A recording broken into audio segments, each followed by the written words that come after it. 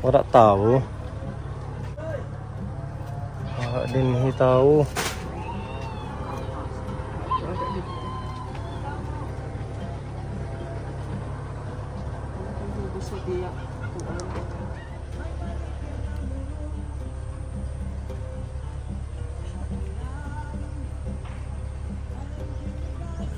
Apoy! Ano na, di ka na nakilala? Saan ka galing? Ay, salamat sir. Hindi mo kilala. Mapanus ak. Mapanos na mo. Para paparigo. Anong nangyari sa mata mo? Pati sa liig. Oo, kasi anina to, kaya kanya nakatima. Tingnan, parang tulog ko na. Anong nangyari? Ba't namamaga? Nagbukol. Nagbukol? Oo. Bakit? Ewan ko anong nangyayari sa akin. Namamaga yung mukha mo. Opo. Bakit? Hindi ko alam na nangyayari sa akin. Lagi na lang na naman ako yung masakit. Yung pagpunta nila, ano ba dito? Maano na ako, malakas-lakas na ako. Nakapaglinis-linis na ako sa bahay, nakapaglaba. Ngayon na naman, ano na naman ang bahay ko. Hindi ako nakapaglinis kasi masakit dito, masakit dito. Oh, ito na lubo, ano? Opo. Kawawa naman ni Apoy. Terminal ang masakit. Opo. Sabi na narinig ko doon nga, sabi, yung hindi mo na ako babalikan kasi aswang daw, sabi nila. Sino nagsabi? Nagkakasakit ako dahil hindi ako nagaling. Hindi ako gumagaling kaya nagkakasakit ako, aswang daw ako, sabi gano'n. Sino nagsabi? Doon sa alam mo naman yung mga chismosa doon. Aswang? Sino ang aswang? Ako, sabi nila. Sino nagsabi? Doon, yung mga chismosa doon. Sinabihan kayo na aswang? Oo. Hindi naman yata kayo aswang. Ay, hindi naman talaga. Ang sakit ko. Sabi ng doktor, ano yan, kaya hindi na ano ko ng medisina, binat daw sa paganganak ko, yung naano ang pa ko, nakunan. Ayan, hindi na ano nila ng... Bakit naman nila nasabi na aswang? Ay, doon sa mga chismis. Hindi ka na daw pupunta dito, sabi ng ganun. Hindi naman totoo yun. Pepa, sinabi mo ba na aswang daw siya? Wala kaming sinasabi. Sa kanila. Doon siguro sa mga marumarites. Marumarites? Kung aswang ka, edi lumipad ka na. Tagal-tagal na yung sakit ko. Sabi ko pa sa inyo, 40 years na hanggang ngayon. Kasi ang alam ko ang aswang nakakalipad. Pwede ka nang pumunta ng Manila niyan. Hindi nga ako nalabas kung gabi kung araw din.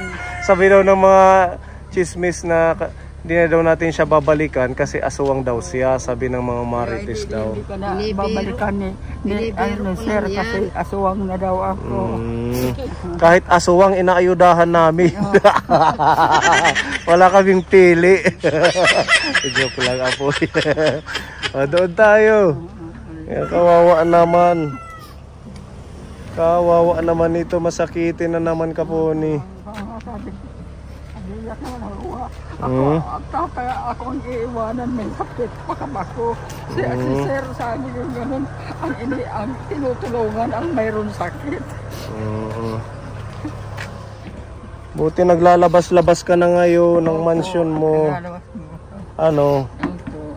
Ito yung ano ko, dinala ko doon sa mayroon makakakita na maayos kasi pinaglaruan ng ako ko nahanap ko doon. Ano yan? Yung mga ID ko. Ay wag ko ito kung ano naman, sabi ko ganun.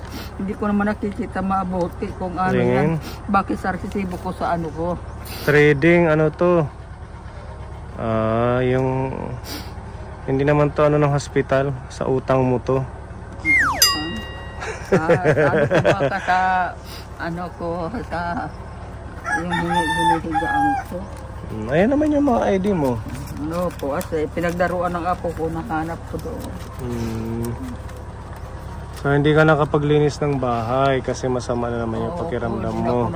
Yung pagdating nira, nakubalinis ang bahay ko. Kasi Oo, dati. Nang blinag ka nila Ate Ruby, hindi ako kasama.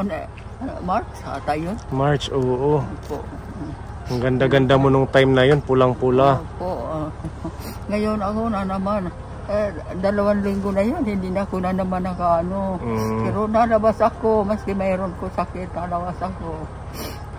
Labas-labas din. Okay na yan na nakakapagpa. Sabi naman nila, huwag kang lalabas-labas kasi magtanda ka na para hindi ka maano ng mga sakit. Naku, wala naman dito mga malalapit na virus. Doon, nakakarating ako doon. Oo, puro mga tanim at mga palikasan. Siguradong presko ang hangin. Tingnan mo dito. Paano magkaka-virus dyan? Pagpunta mo dito isang beses, naayawan ko nga yung hangin, parang ba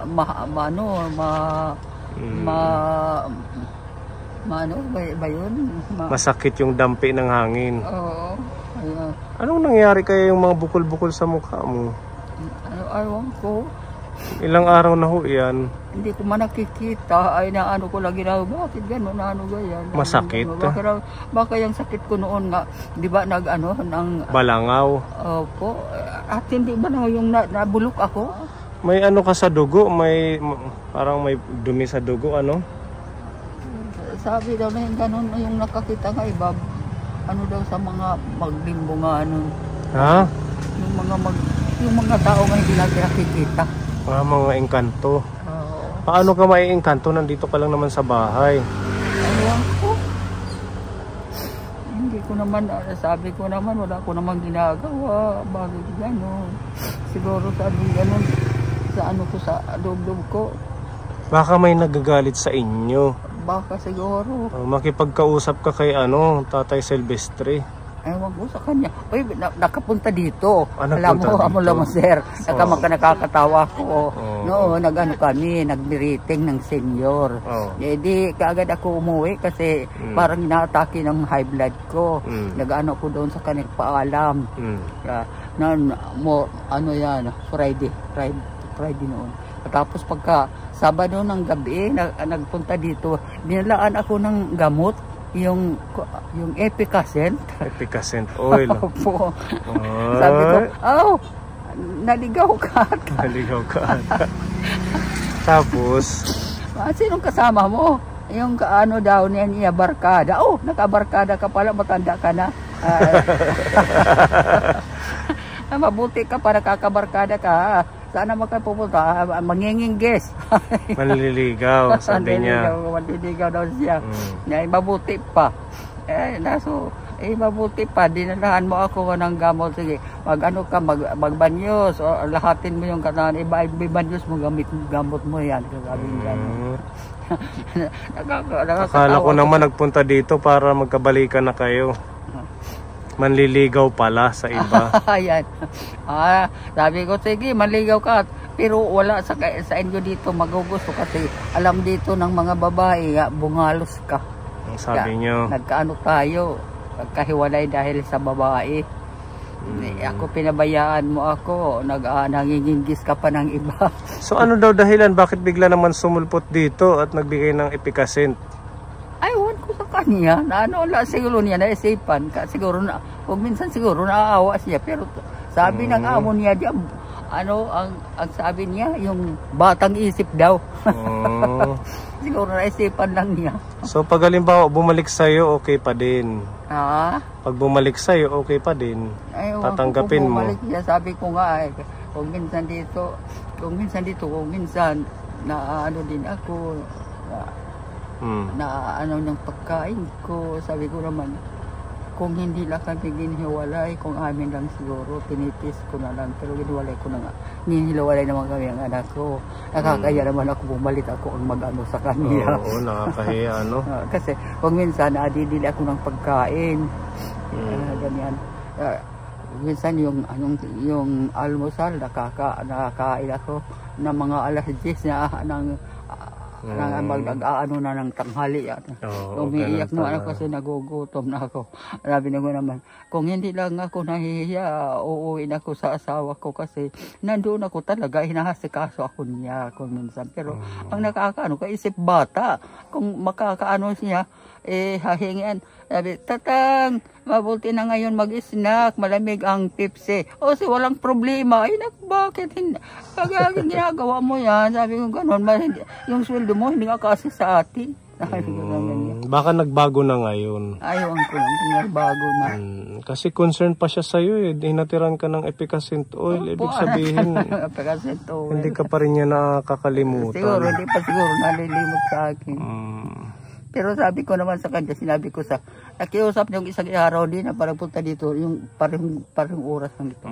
Kasi gusto ko, mag-usap tayo ng menhinan at saka yung anak ko, magpaalam ka.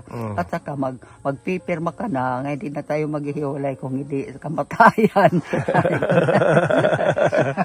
At ibibigay mo yung sweldo mo sa akin. Ang ganda mo pala, Lola, talaga. Sabi ko sa kanya. Talagang binabalik-balikan ka niya. Iba yung karisma mo. Binabalik-balikan ni Tatay Silvestre. Malay mo, dun ka na naman gumaling. Oo nga naman. Kasi, yun nga sinasabi sa mga anak ko, doon ka kasi yung mga pagkain, kinakain ko talaga. Pero, inaano naman niya ako, ginagamot ka agad. Niluluunan, ganyan. Alam mo yung niluluunan. Pinapausukan. Tapos ginagamutan naman ako niyan, yung gamot niya. Ano yung pinakamatinding paggagamot niya sa'yo? Yung may kakaibang pagmamahal? Mayroon mga mayroon... masahe, gano'n. Mga papel na mga... Orasyon. Mga sinurat. Orasyon. Dinidikit sa balat. Kasi inaano naman sa sa ulo ko. Inaano niya orasyonan. Katapos ayan, gustong-gusto mo yung ganon. Nakakainis naman yung ginagawa niya, walang respeto sa akin.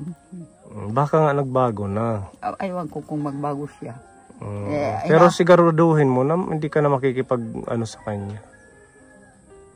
Yung makikipaghiwalay kasi nakakaya sa mga anak mo. Sasabihin yung mga na... anak ko, mahal man siya sa mga anak ko.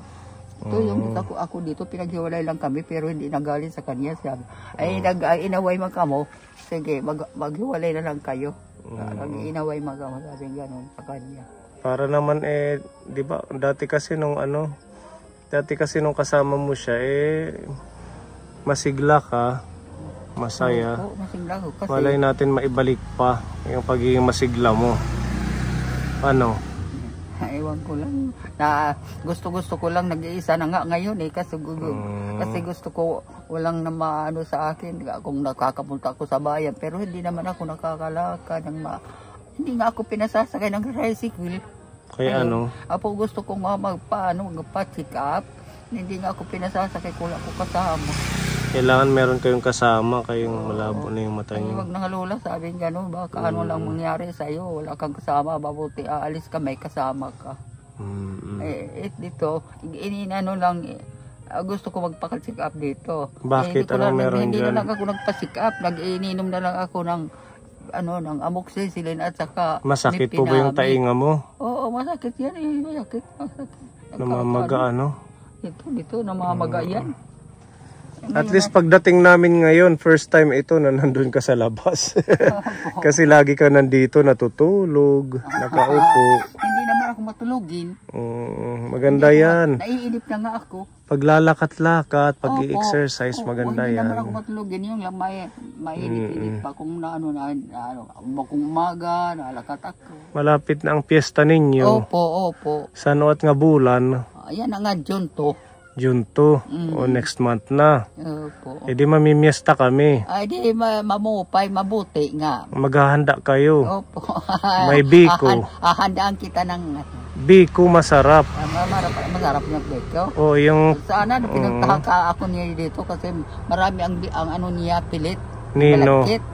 Kanino? Yung tinirahan ko doon. Marami. Pinagbili niya. Pinagpinta. Masarap yun. Maghanda ka ng biko. June 2 pala yung piyesta ninyo. Opo. Hindi sasayaw ka doon sa plaza. Ha? Sasayaw ka sa plaza. Nagsayaw nga. Anong unang Siguro mga ano ngayon. Mm. Sabado ata or Biyernes. Nagsarayaw doon nagsayawan. kasi San Isidro. San Isidro. Oo, San Isidro. Pinag-ano ako ng pako ng herbal. Ito herbal ito, di ba? Sunting. Opo. Opo. Yan. Di ba yung, sir, yung ibinigay ko sa iyo ng herbal na ano doon? Yung alin? Yung ambunga papagan. Panigbin. Panigbin. Opo. Di ba marami doon na sa akin? Ano yun? Sabi ko naman, nagpitas ako ng ano, Oo. Marami yan ang ano yan. Marami yan ang ginagamot. Panigbin pala yun. Ha? Panigbin pala yun. Opo. So panlaban sa sigbin yun. Manugag pag ginararan nga ito. Hindi pa nawawasak sakit.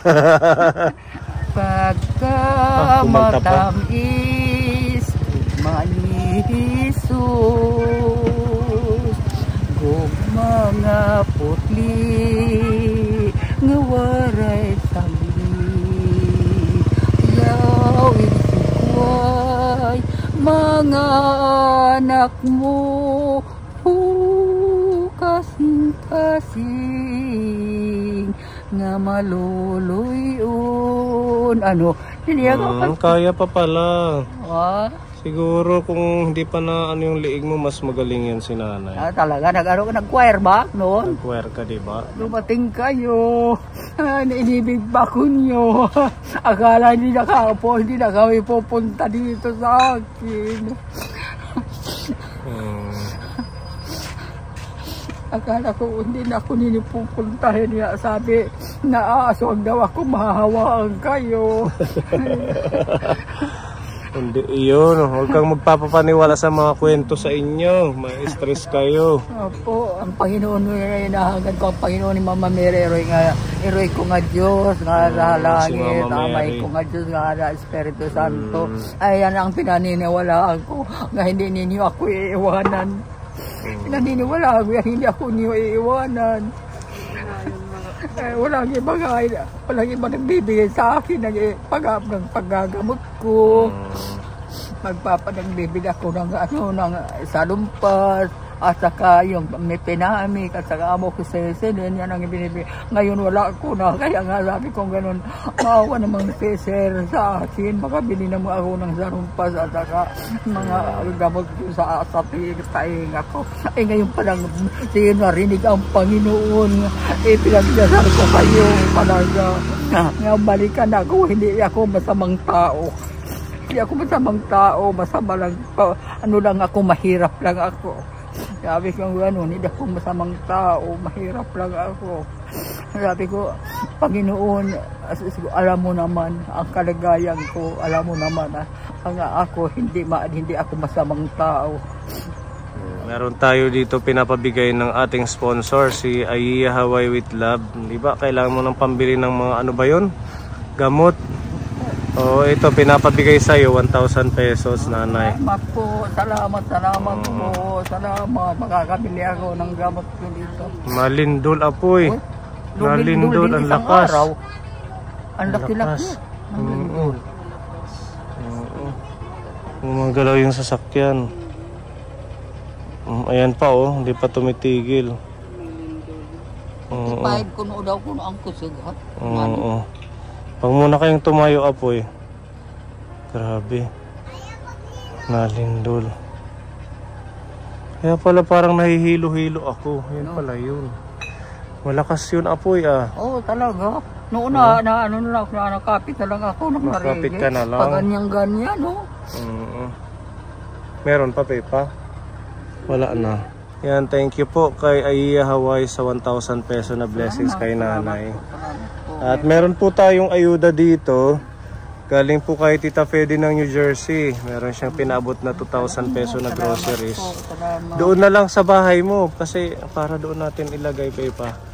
Pasok na lang tayo doon. Hindi na naman siguro lilindol. Ayan. Pero pang pako, pwede mong gulayin ngayong gabi. Pag-uta na pako. Marasait masustansya. Ayan, meron tayong mga Biskuit.